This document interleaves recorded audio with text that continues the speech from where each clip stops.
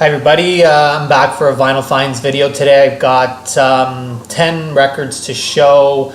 Most of them are used records from my local record store and a couple of online purchases at the end of new vinyl. Okay, so the first one I have is John Mayall with Eric Clapton Blues Breakers album. It's the first John Mayall album.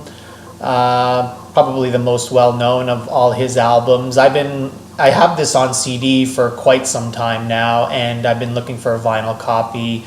I've had it in my Amazon cart several times before, the reissue. This is a UK copy, I believe, on Decca. Yeah, on Decca. It sounds amazing. I don't know why these UK copies, and maybe one of you guys out in the UK can tell me, why these things are the covers are so flimsy. The cardboard is really, really thin. That's the one thing I don't like, but in terms of the pressing of this, it sounds fantastic. Eric Clapton is unbelievable on this, and I'm finally glad to have this on vinyl in my collection. The next one, continuing with the blues, I have Muddy Waters. This is a gatefold. This is called Fathers and Sons. This is Muddy Waters' album from 1969. It's a double LP. The first record is a studio album, and the second disc is a live record. This is excellent. You can never have enough Muddy Waters in your collection.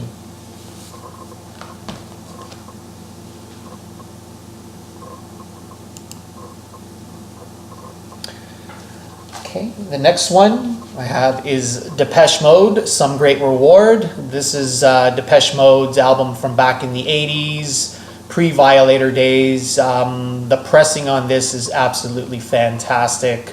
I'm a casual Depeche Mode fan, and this is only my second Depeche Mode vinyl record. Some Great Reward, most of you will probably know the songs People Are People, Blasphemous Rumors, and Master and Servant. Absolutely love this. It sounds amazing. The pressing is fantastic.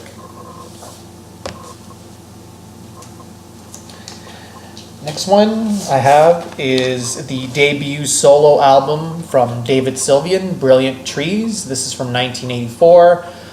David Sylvian, of course, being former lead singer from the group Japan.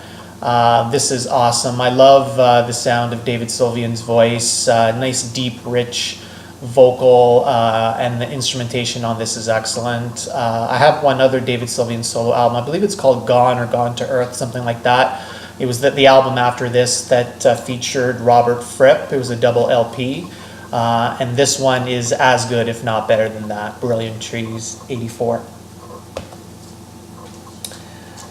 Next, I've been trying to collect lately, and for the last few months, as many albums from 10 years after as I possibly can. This is the album What. I believe this is from 1970. It also has a gatefold sleeve here.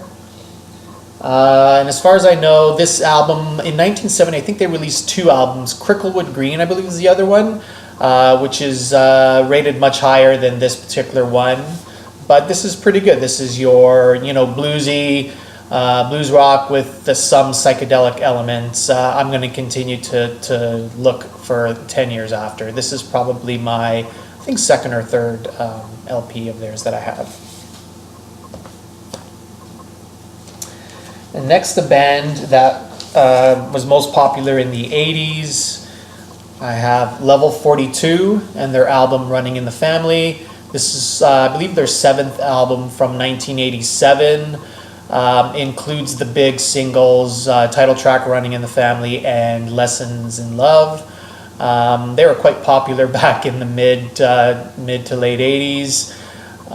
This is the album that came after, I think, their big breakthrough album World Machine.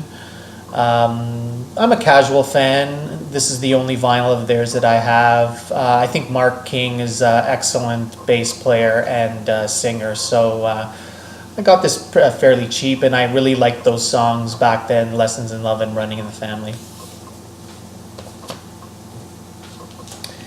Okay, next we have Simon and Garfunkel. I keep getting this title wrong. Parsley, Sage, Rosemary, and Thyme. This is their third album from 1966, and of course, the title of the album came from the song Scarborough Town Fair, which is one of my favorite Simon and Garfunkel songs. This is a great album, and this is probably my fourth Simon and Garfunkel. I think they only made maybe six albums. This is my fourth of theirs and one of my personal favorites. Next, Canadian band, everybody knows, Rush. This is Rush's album, Caress of Steel. This is their third album, back from 1975, second album with Neil Peart. This album I was quite unfamiliar with, even though I've got most of Rush's, I think I have all of Rush's 70s output except for the title album that came before Neil joined the band. Very unfamiliar with this particular album, and from what I've heard of it, it's a good album, but I like Fly By Night, which was the album before this, much better, the debut album with Neil Peart.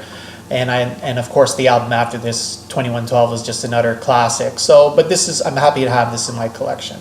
But that kind of completes my Rush. I have all the albums except for All the World's a Stage.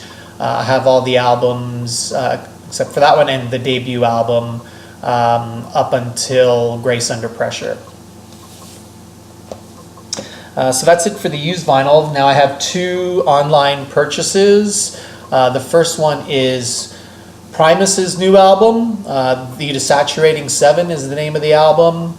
I'm a big Primus fan, as you know, and I like this album. It's a good album. I'm a little bit disappointed in it. It doesn't compare to Primus's older albums like Frizzle Fry, Sailing the Seas of Cheese, Pork Soda, those albums.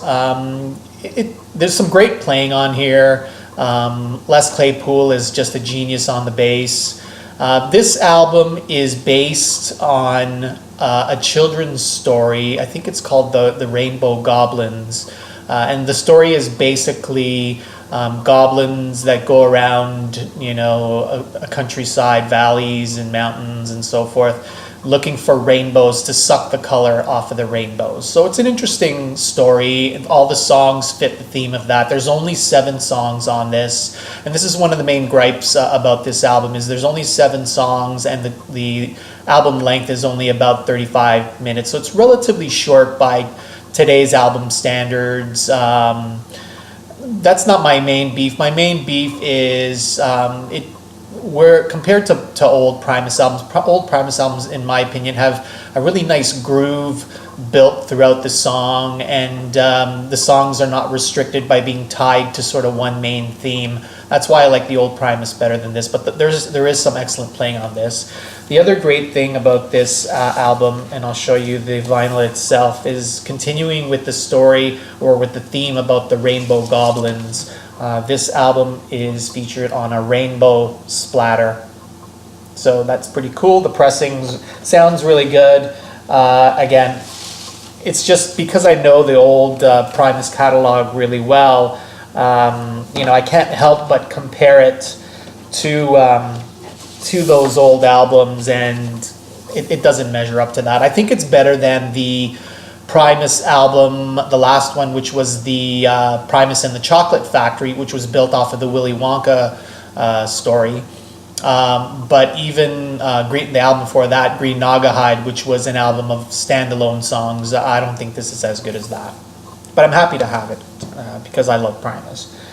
And the last album I have from online purchase, an older album, is Morrissey, Your Arsenal. So I'm a big Smiths fan, Morrissey, Johnny Marr. I actually like Johnny Marr's solo albums quite a lot, actually more than Morrissey's albums. I find the music on his albums to be truer to the Smiths' feeling and aesthetic.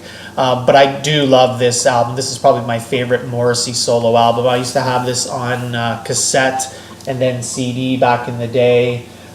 This, of course, has well-known songs. We Hate It When Our Friends Become Successful and You're the One for Me, Fatty, amongst others like National Front Disco, You're Gonna Need Someone on Your Side. This is an awesome album. The guitar playing on this album is excellent. And, I think this was Morrissey's third or fourth solo album after the Smiths, and definitely my favorite. So I highly recommend that. Okay, guys, that's it. Thanks a lot for watching, and look forward to your comments. See you later.